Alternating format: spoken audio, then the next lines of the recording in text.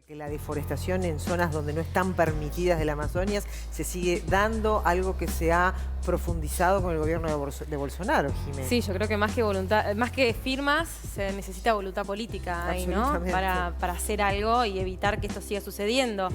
Bueno, decenas de miles de incendios estamos viendo allí en la Amazonas, se están llevando a cabo, están sucediendo en la región a un punto donde no podrá producir suficiente lluvia para sostenerse. ¿Esto tendrá vuelta atrás? Bueno, ya lo vamos a ver con el experto, pero antes vamos a compartir algunas placas con los datos y la situación actual en la Amazonia. Los biomas, como les comentábamos hace un ratito, se redujeron casi 500.000 kilómetros cuadrados entre 2000 y 2018. Hablamos de los biomas brasileños que sufrieron una reducción del área de esta cifra, y la Amazonia perdió un área equivalente a 270.000 kilómetros cuadrados entre este periodo también. Y allí, entre 2000 y 2018, la floresta tropical más grande del planeta sufrió la desaparición de un 8% de su cobertura, que fue sustituida por pastos. Bueno, ¿qué pasa con el presidente Jair Bolsonaro? Desde que asumió el presidente brasileño, la deforestación, como vemos allí en pantalla, creció un 209%, o sea, estamos hablando de grandes cifras, ¿no? La deforestación en el estado de Amazonas, borrando 844 millas cuadradas de bosque en menos de 2 años. ¿Este incendio es natural o es...? No, bueno, hay muchos que se son provocados para hacer de lo que era algo con biodiversidad, algo productivo. Para el ganado, rutas, es decir, una explotación con visión más comercial, ¿no?, que de preservación, ¿no? ¿Qué pasó en 2020, ¿no?, en el marco del gobierno de Jair Bolsonaro en Brasil? Bueno, este país ha vivido una oleada de deforestación desde que asumió el cargo en enero de 2019 y el número de incendios ha aumentado un 12% y alcanzó el número de 71.677. La deforestación en la Amazonia brasileña aumentó en un 85,3%, es un récord de 10.123 kilómetros cuadrados, que es casi el tamaño del Líbano. O sea, el tamaño de este país, estamos hablando de la deforestación en Brasil. En Brasil. Grande, ¿no? Y llama la atención y preocupa. Bueno, vamos a ver unas imágenes ahora a continuación que nos muestran también cuál es la situación allí con los incendios. Unos mapitas que tenemos preparados para el estado de Amazonas en el año 2019 y en el año 2020, que nos marcan el sur del estado de Amazonas y cómo han aumentado los focos de los incendios. Bueno, a ver, hay unas marquitas rojas, a ver si las podemos ver allí en pantalla, que resaltan los lugares donde hubo los incendios. Sí, ahí está. Ahora. Ahí va. Ahí están en círculos rojos indicado las zonas de incendios provocados, ¿no? Son bastantes, ¿no? Son bastantes. Sí, y que se han incrementado, como decíamos, desde la administración Bolsonaro. Recordemos que la Amazonia es patrimonio de la humanidad, ¿no? Es uno de los ecosistemas más ricos del mundo, en biodiversidad, en flora, en fauna. Ahí veíamos muchas de las comunidades indígenas que viven y tienen allí su historia ancestral, ¿no? Y que se ven amenazados precisamente por la deforestación y los incendios. Imagínate, ¿no? ¿Qué pasa con las comunidades? ¿Qué pasa con los animales? Bueno, eso se lo vamos a preguntar ahora al experto. Vamos a saludarlo al doctor Santiago Duque, que es docente de la Universidad Nacional de Colombia en la sede Amazonia. Vamos a contar dónde está en este momento Santiago. En la ciudad de Leticia, es el departamento del Amazonas al sur del país, junto a Perú, a Brasil y al río Amazonas, ¿no? Él vive en la zona. La verdad que te agradecemos muchísimo tu gentileza y tu tiempo con el programa. Estábamos viendo ahí los incendios, Santiago. Bolsonaro culpa a los indígenas de estos incendios. ¿Quiénes son los responsables de estos incendios que son ilegales y de deforestar zonas que están prohibidas? Muy buenos días a todos, muchísimas gracias por esta invitación. En realidad la selva amazónica que compartimos 7 países, que es la cuenca fluvial más grande del planeta, más de 7 millones de kilómetros cuadrados, ha tenido en las últimas décadas, tanto del siglo pasado como de este siglo, fuertes impactos por la disminución de la floresta del bosque amazónico. En esencia, tenemos la presunción de que hay las actividades que en esto pueden ser muy favorables para el desarrollo de las sociedades y la economía de nuestros países. Por eso talamos, transformamos y quitamos el bosque para sembrar cultivos o para actividad ganadera. Lo que ha pasado en el 2019 obviamente es muy preocupante. Se supone que en algunos de los estados donde se desarrollaron los grandes incendios que a nivel mundial todos conocieron, representaron cerca de 42 millones de canchas de fútbol, para que ustedes más o menos se den cuenta de la magnitud de lo que fue la quema, la eliminación del bosque, de los árboles, que no solamente son los árboles, sino los animales que ahí viven, y la transformación del suelo. Pero esto viene de tiempo atrás. En el 2005, el norte de Sudamérica tuvo uno de los eventos de mayor sequía, es decir, de disminuciones severas de las precipitaciones, y también fue favorecido en la época de Luis Lula da Silva como presidente para la frontera agrícola, ya que Brasil ha tenido una política de que la soja debe ser un elemento fundamental en el desarrollo económico del país. Entonces venimos de muchos atrás de frecuentes alteraciones y transformaciones al bosque amazónico. Y como tú lo mencionas, no es muy real lo que mencionan algunos políticos, inclusive el presidente actual Bolsonaro, comentando que los tribus y los pueblos indígenas son los causantes. Todo lo contrario, ellos tienen un milenario conocimiento y manejo racional de la selva. Ellos obviamente transforman la selva, el hombre transforma el ambiente, el hombre ha transformado el planeta, pero lo transforman de una manera armónica. Ellos crean algo que se llaman las chagras, que son espacios pequeños.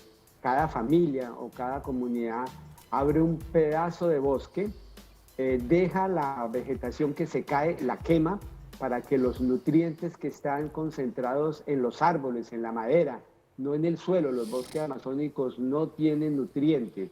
Realmente por condiciones geológicas y geográficas los nutrientes están en la vegetación en pie. Siembran cultivos de ciclo corto, como la yuca, la mandioca, y frutales y otros alimentos que son esenciales para su supervivencia diaria. Santiago. Y después de unos 4 o 5 años abandonan el terreno. Sí, dime. Ahí está. Está clarísimo que no son los pueblos ancestrales de la Amazonia los que están provocando la deforestación, y que bueno, esto forma parte del discurso político, y tampoco los incendios. La pregunta es, ¿no hay otro sitio de Brasil para plantar soja? Esa es una. Y la otra, ¿cómo impacta en la biodiversidad y en la salud del planeta todo, ¿no? Porque estamos hablando que es el mayor pulmón del mundo. Bueno, son varios aspectos. Digamos, Brasil tiene un desarrollo económico y social en la parte sur muy intensivo, de lo cual ya buena parte de los ecosistemas están siendo utilizados. Existen otros ecosistemas como el Pantanal matogrossense y la parte del Cerrado, que también están siendo afectados hoy día por la expansión, las necesidades de ampliar la frontera agrícola. Entonces realmente lo que le queda a Brasil es trabajar sobre la Amazonia y ver qué hacer con la Amazonia. Pero hay varios trabajos científicos muy recientes que han demostrado que la Amazonia tiene un papel mucho más protagónico que el que normalmente nos venden los políticos. Por ejemplo, ustedes comentan el tema del pulmón del mundo. Realmente no es tan cierto que el Amazonas produzca el oxígeno para el planeta. Hay que recordarles a las personas que nos están escuchando y a ustedes mismos que nuestro planeta es muy antiguo. Tiene más de 4.500 millones de años, y más o menos a la mitad de ese tiempo, que son 2.500 millones de años, aparecieron los primeros organismos en los mares y océanos primigenios, que son lo que hoy llamamos las algas y las cianobacterias, organismos microscópicos, que crearon e inventaron la fotosíntesis. Como producto de la fotosíntesis, al final se libera oxígeno.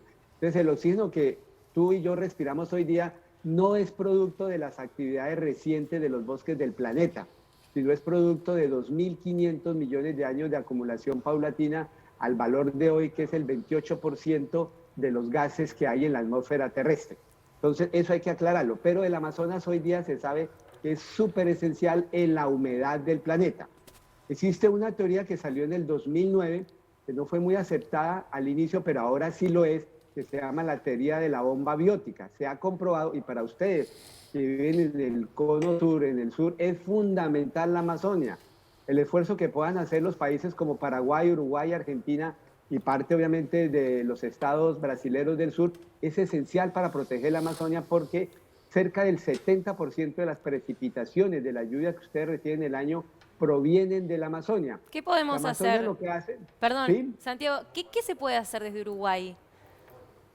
Hay que unirnos a defender la Amazonia porque nosotros tenemos un ciclo cerrado de lluvia, la Amazonia tiene esa potencialidad todavía, tiene una capacidad como macroecosistema de una cierta homeostasis y como le sobra humedad, entonces existe hoy una interpretación que es válida, que se llaman los ríos aéreos. Hay un río más grande que el propio río Amazonas que drena por el continente, que se llama un río aéreo, que va de norte a sur, sale de la Amazonia, recoge la humedad del océano Atlántico por una diferencia de presión, por eso se llama la bomba biótica, y lleva toda esa humedad al territorio del sur del continente, es decir, a ustedes mismos. Hay que unirnos porque los árboles son esenciales, la principal vía de los árboles es crear evapotranspiración, quiere decir que al fotosintetizar liberan no solamente el oxígeno, sino liberan humedad, vapor de agua que forma las nubes. Entonces,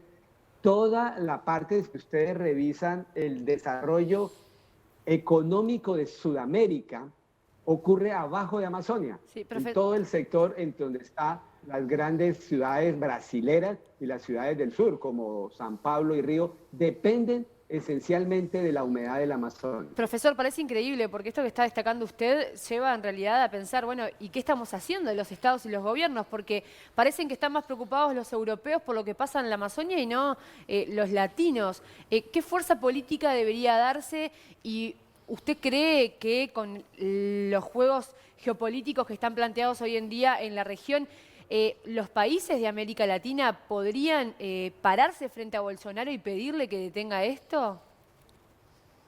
Sí, no solamente es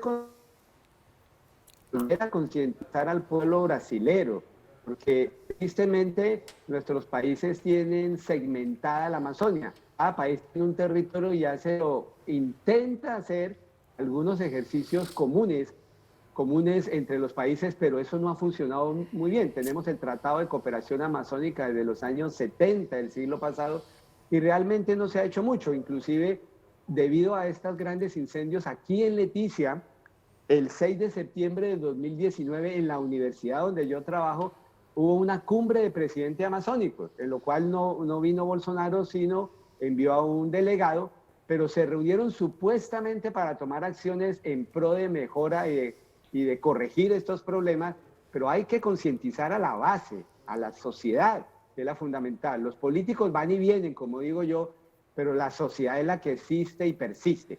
Y Uruguay tiene algo muy maravilloso, y ustedes mismos lo saben, ha sido una política muy interesante, ambiental, social y de desarrollo tecnológico y científico desde el doctor Mojica. Quiere decir que hay países como ustedes que están manejando mejor que cualquier lugar del planeta la pandemia del COVID, pues nos está enseñando, la pandemia es simplemente un ejercicio de la naturaleza para probar al ser humano. Nosotros estamos aquí en un lazo muy corto de tiempo y muy seguramente nos vamos a extinguir, como muchos ha ocurrido, pero lo triste es que con la inteligencia que tenemos nos estamos extinguiendo.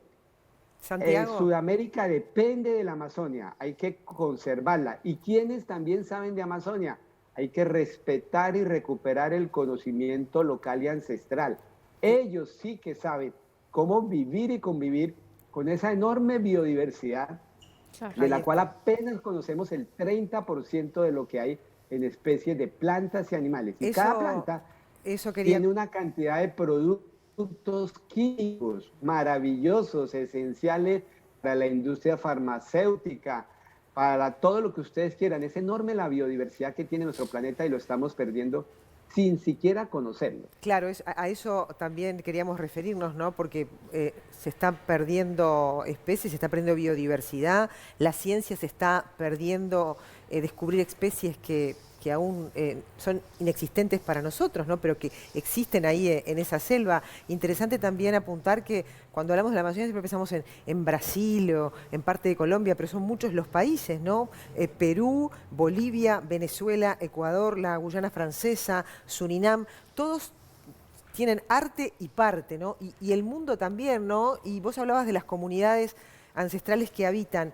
¿Se tiene una investigación, un cálculo de cuántas comunidades hoy están internadas en la Amazonas?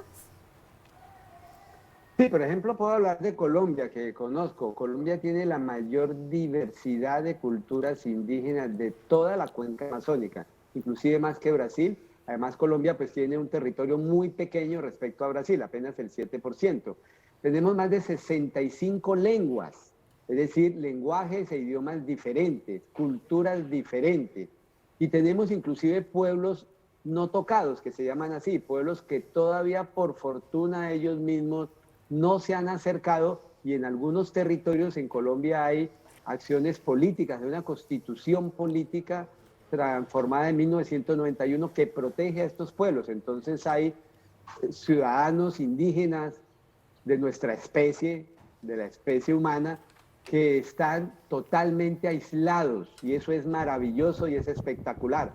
Cuando llegaron nuestros queridos conquistadores españoles, el primer gran efecto negativo que fue traer las enfermedades. Ellos conocen sus enfermedades, tienen sus chamanes, sus abuelos, tienen sus maneras de manejar con productos naturales los males, no los males de nuestra sociedad. Por eso ellos son severamente afectados cuando llegan de otros territorios, no solamente personas, sino todos los males, en este caso de salud. Ellos son los que tenemos que también proteger, porque es el legado de la especie humana que ha convivido durante unos 7.000 años. Tenemos registros de pinturas en piedras, por ejemplo, en Colombia, de hace 7.000 años. Es decir, que tenemos ese legado que hay que recuperar y hay que mantener. Santiago, muchísimas gracias por todos tus comentarios y tu expertise respecto a este tema, que nos ayuda seguramente a sensibilizar a todos nuestros televidentes y a repensarnos como humanidad, ¿no? Y sentir que de repente hay más que hacer que la presión que están haciendo algunos gobiernos sobre la política ambiental de Bolsonaro, que parece no ser suficiente, ¿no? Pero de algún modo lo que sí es importante es hablar de estos temas, ¿no? Así que te agradecemos, pero un montón, que nos hayas acompañado esta mañana acá para Uruguay. Muchas gracias.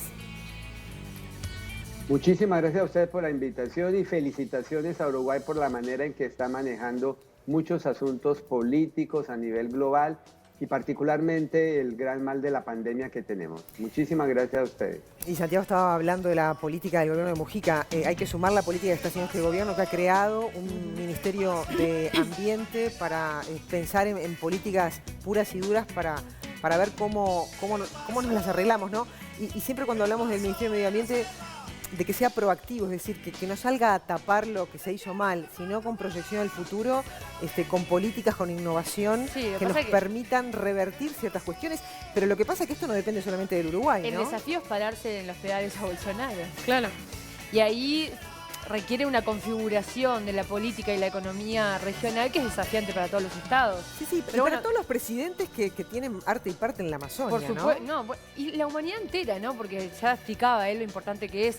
El tema pasa mucho más, lamentablemente, por lo político que por la conservación natural. No me acuerdo un dato, Jimé, después estaría bueno buscarlo. Son miles las especies en biodiversidad, en flora y en fauna que desaparecen a diario sin haberlas conocido la humanidad, ¿no? Hay 2,5 millones de especies de insectos en la selva amazónica, 2.500 especies de peces, más de 1.500 de aves, 500 de reptiles y 500 de mamíferos que diariamente están muriendo, ¿no? Y esas son las que conocemos. Hay otras que mueren que ni siquiera la humanidad tuvo tiempo de descubrirlas, con las bondades que nos podría brindar desde el punto de vista cuando hablamos de la salud, de revertir enfermedades, de cómo hacer para tener una longevidad sana, tienen que ver con la biodiversidad de los medios naturales, lo que dice acá el ingeniero Nin. Eso es lo que tenemos que aprender y lo que nos tienen que enseñar en la escuela. Y ciencias naturales. La conciencia y la empatía por un ser vivo, ¿no? Que se lo está quemando vivo para poder plantar soja, que está buenísimo, pero es costo ambiental versus ¿Hasta dónde costos se económicos, llega, no? ¿Hasta dónde se llega? Hasta que no podamos hacer nada. Bueno, me pareció bárbaro haber hablado con Santiago, que es un crack. Él vive ahí en esa zona hace añares, investiga y conforman equipos multidisciplinarios de investigación y científicos de otros países que se juntan y que conviven muchas veces con estas comunidades indígenas. Por eso lo que él dice, lo dice con propiedad, ¿no? No lo leyó, lo vivió. Así que muchísimas gracias a Santiago.